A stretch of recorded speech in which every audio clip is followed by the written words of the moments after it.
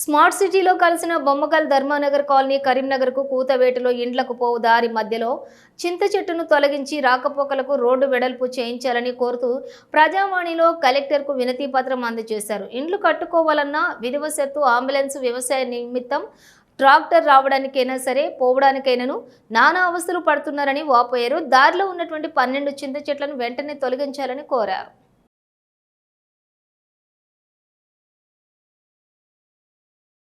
మాది బొమ్మకల్ గ్రామము. ఒక 70 ఏళ్ళ నుంచి మేము గ్రామం నందు బొమ్మకల్ గ్రామం నందు ఉన్నాము.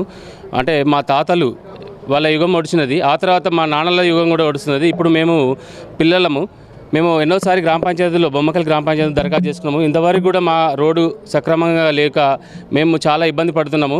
చెట్ల మధ్యలో నుంచి పాములు రావడం ఇవన్నీ జరుగుతుంది. ఈ మున్సిపల్ కార్పొరేషన్లో కలిసినది కాబట్టి ఈరోజు ప్రజావాణిలో దరఖాస్తు ఇవ్వడం జరిగినది. మా యొక్క రోడ్డును మరమ్మతు చేసి వెడల్పు చేసి మాకు మా సకల సౌకర్యాలు అందించాలని కోరుచున్నాము. ఆ రోడ్డు నందు ముసలి వాళ్ళు నడవాలంటే పాములు ఇబ్బంది అవుతుంది. ఆ 108 అంబులెన్స్ రాలేని పరిస్థితిలో ఉన్నది. మొన్న ఒక రీసెంట్లీగా ఒక పెద్ద ఆమె ఎంటీ హాస్పిటల్ కోమలకు పోయింది. హాస్పిటల్ తీసుకెళ్దామని అంబులెన్స్ రాకుండా అయిపోయింది. ఆమె తీసుకుపోయారు. ఆమె పాపం ఆమె పరిస్థితి చనిపోవడం జరిగినది. అలాంటివి జరగకుండా కార్పొరేషన్ నందు మీరు మా రోడ్డును డెవలప్మెంట్ చేయాలని కోరుచున్నాము.